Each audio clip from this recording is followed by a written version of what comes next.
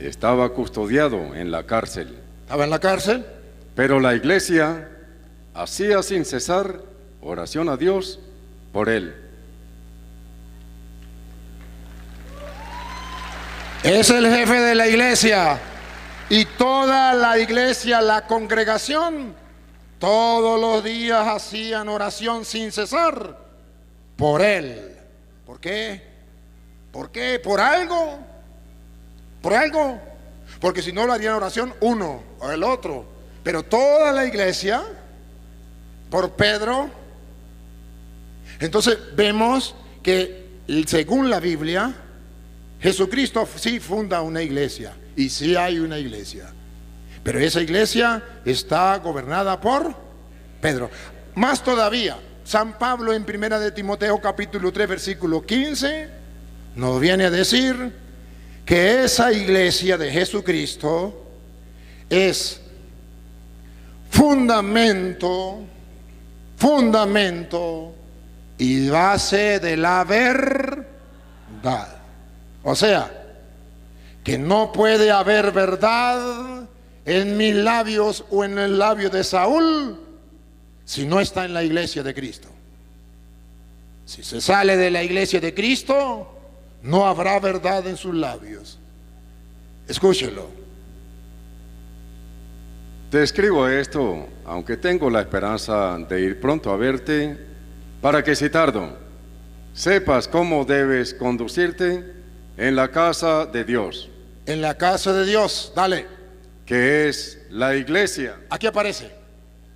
Que es la iglesia. Aquí aparece la iglesia. Que es la iglesia del Dios viviente. No de Martín Lutero, no de Carlos Parán, no de José Mí, no de cualquier hombre.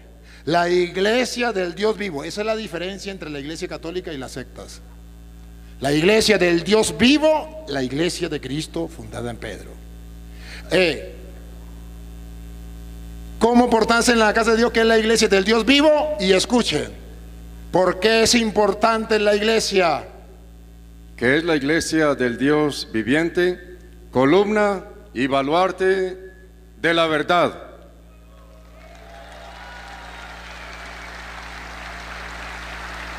¿Ustedes recuerdan el ejemplo que les puse de Sansón? Sansón era un hombre de Dios, muy de Dios. Y cuando le sacaron los ojos y se lo llevaron ya le dijo: Señor, ya no más, dame un poquito de fuerza para vengarme de mis enemigos. Y le dijo el que lo llevaba: hey Luis, llévame a las columnas, al fundamento del templo, del lugar. Y lo llevaron y lo pusieron en las dos columnas. Y estaba divirtiendo a la gente y la gente riéndose de Sansón. Y dijo Sansón: Dios mío, por última vez, Señor, dame la fuerza. Muera Sansón con todos sus enemigos. ¡Bum! Destruyó las columnas. Y cuando Sansón destruyó las columnas, todo se fue para el suelo.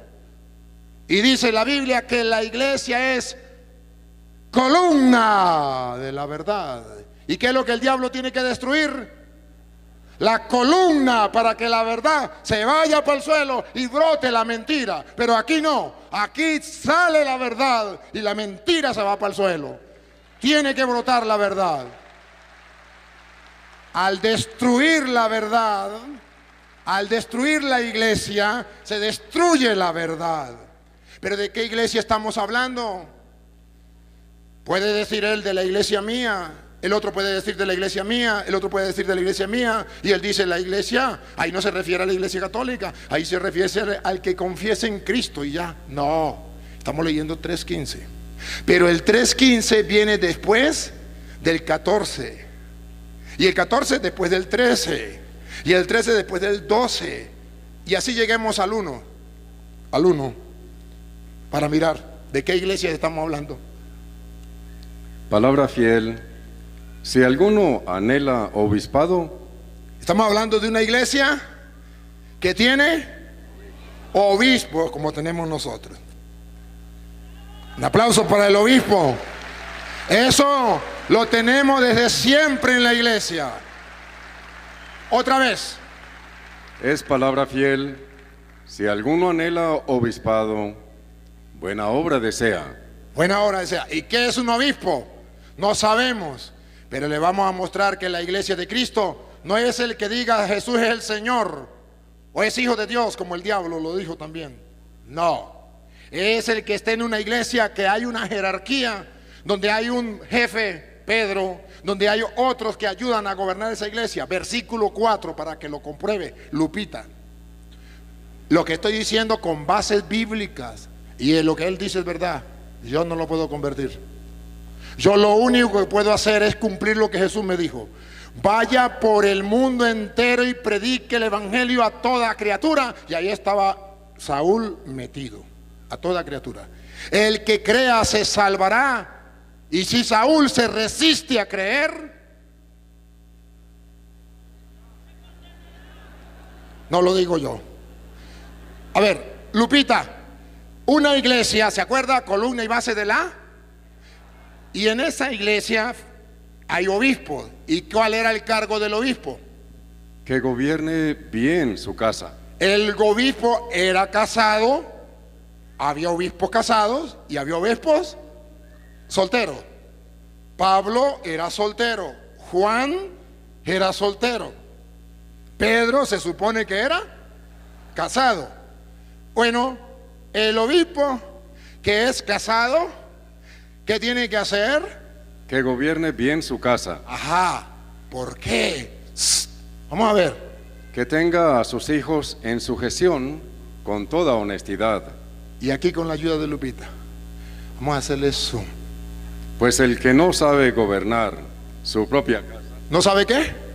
El que no sabe gobernar. La Lupita, la palabra clave, gobernar. En la iglesia de Cristo, vamos a ver si hay quien la gobierne o cada quien hace lo que le dé la gana. Vamos a ver. El que no sabe la palabra gobernar, otra vez. Pues el que no sabe gobernar. Hay quien gobierna en la iglesia de Cristo. El que no sabe gobernar su propia casa. Su propia casa. ¿Cómo cuidará de la iglesia de Dios? No es que yo diga soy de Jesucristo, creo en Jesucristo.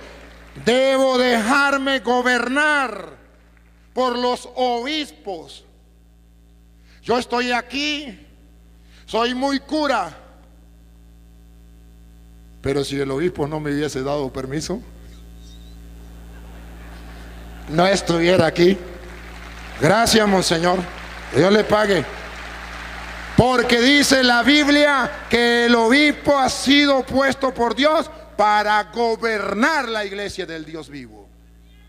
Entonces, ¿cómo me puede decir a mí que en la Biblia no hay constancia? O que cualquier persona puede decir yo soy la iglesia de Cristo. No, por eso Pablo, le estoy leyendo el 4. Y recuerde, le estoy leyendo 1 Timoteo 3, 4. Y en el 15, después del 5, 6, 7, 8, 9, 10, 11, 14, viene el 15. Y en el 15 dice, para que sepa cómo tiene que portarse en la iglesia de Dios, donde estaban los obispos. Pero ¿qué más había en el obispo? ¿Qué había más en la iglesia? Versículo 8, ¿solo los obispos? Los diáconos. Ay, también los diáconos. También están los diáconos. Y ustedes saben que en la iglesia del Dios vivo existen los diáconos. Entonces vemos cómo hay una jerarquía, alguien que gobierna la iglesia.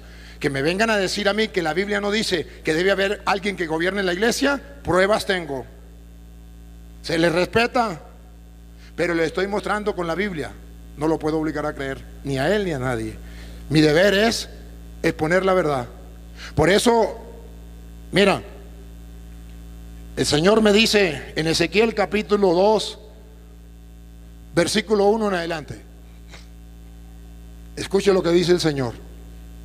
Ciertamente yo no lo puedo obligar. Y Él dice, si nos cerramos, nadie me puede obligar a creer. Y eso es verdad. Solo el Espíritu Santo. Y eso es verdad. Y eso está escrito. Pero la Biblia dice que el hecho de que ellos no quieran creer, no por eso me tengo que callar la boca. Escúchenlo. Ezequiel capítulo 2, versículo 1. Me dijo, hijo de hombre. Me dijo, toro. Ponte sobre tus pies. ponte sobre tus pies y hablaré contigo. y hablaré contigo. Mande, Señor. Y luego que me habló, entró el Espíritu en mí y me afirmó sobre mis pies. Y oí al que me hablaba y me dijo, ¿qué me dijo el Señor?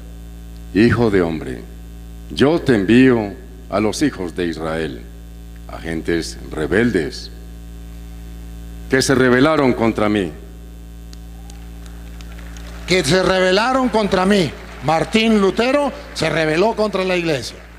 Ellos y sus padres se han rebelado contra mí Martín Lutero y todos los descendientes de él, las sectas. hasta este mismo día. Hasta hoy, Saúl. Y usted, tristemente, está en ese grupo.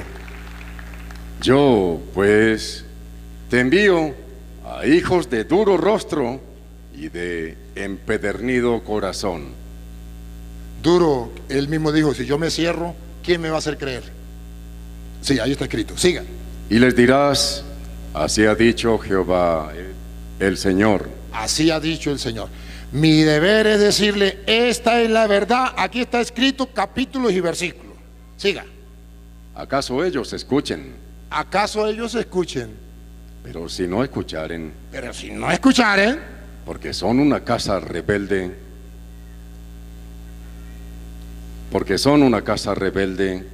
siempre conocerán que hubo profeta entre ellos.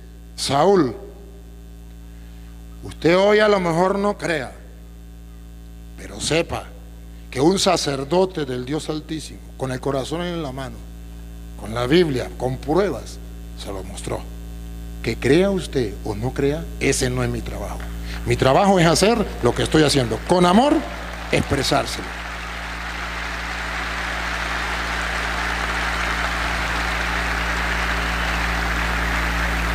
Y tú, hijo de hombre, Y tú, hijo de hombre, no les temas. ¿cómo lo hice? Y tú, hijo de hombre, no les temas, Por eso usted verá que yo no le tengo miedo a ninguno. Seguro, no les tengo miedo a ninguno. A pesar de que me han insultado, me han amenazado, pregúnteme si me importa. No le tengo miedo. Porque dice el Señor, otra vez, y tú, hijo de hombre, no les temas, ni tengas miedo de sus palabras. me van a insultar.